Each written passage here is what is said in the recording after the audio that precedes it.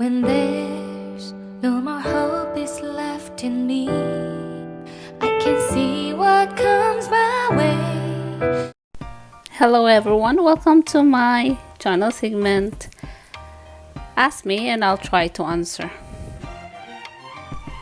Our question for today is how to delete watch later. Here are the steps on how to delete watch later. Number 1, at your home channel, under home, select watch later.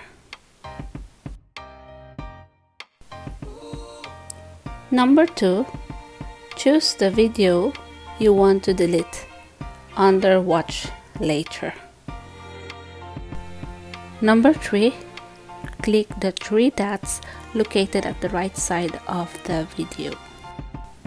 Number 4, select delete from watch later on the option.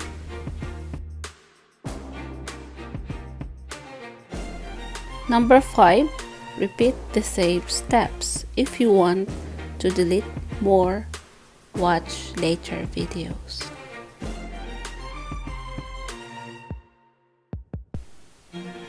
Now, there is no video under watch later. So that's how to delete watch later. So that's it. Thank you for watching. Please like, share and subscribe and click the bell notification. See you next video. What comes my way.